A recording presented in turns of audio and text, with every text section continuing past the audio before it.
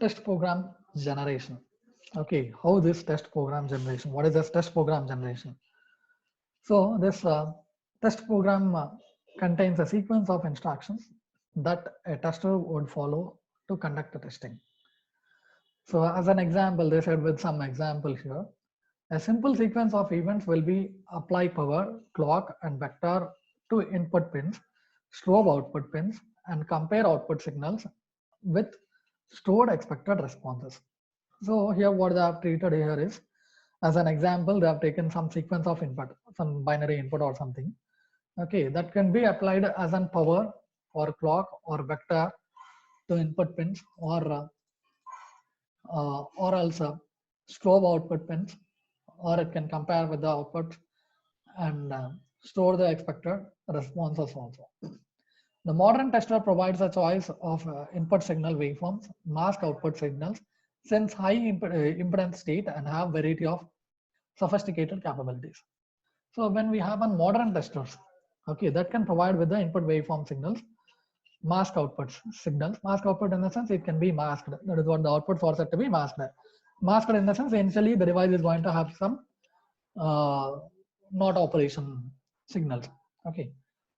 Since high impedance state, that is also going to check on whether high impedance state or not, the device is in a high impedance or not, and high variety of sophisticated capabilities.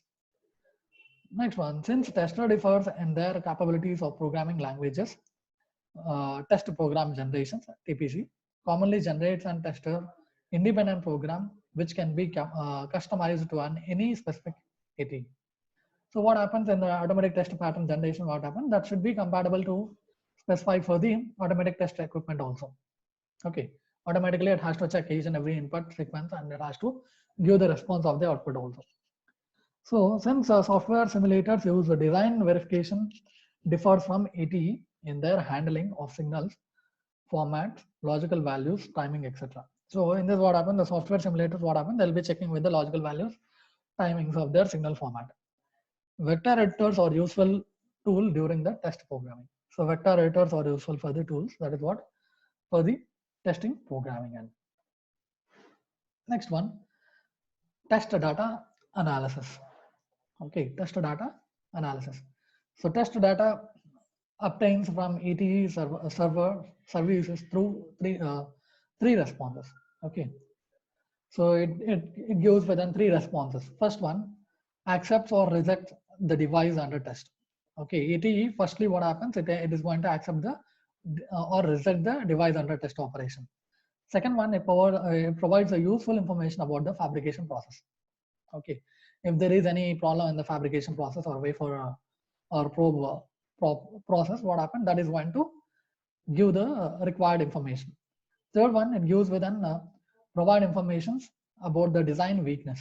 Okay, if there is any architectural faults or changes in the architectural designing, that can be defined within the architectural design weakness.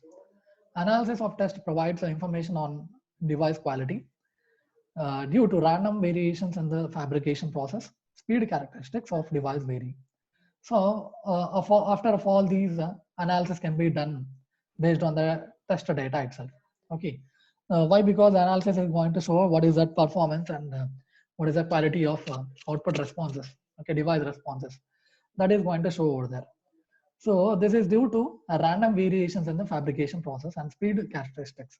Okay, if there is any changes in the fabrication process or if there is any modifications in the speed, all that can be represented. Test data analysis allows sorting of chips from higher than the normal performance. So what is the test data analysis in the sense? That is going to sort the chips from higher than the normal performance. Okay, next one, FMA.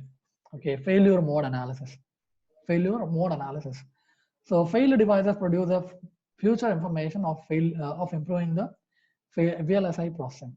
Okay, so if analysis, the failure mode analysis, what happens if there is any failure in the failed in the circuit, that is going to give an future information. That is what how it is failed, what was the reason of occurrence of failure, or else if there is any faulty in the fabrication process or wafer process, what is the or else in the design process or architectural process, that is going to give one latest information in the failure mode analysis, FMA.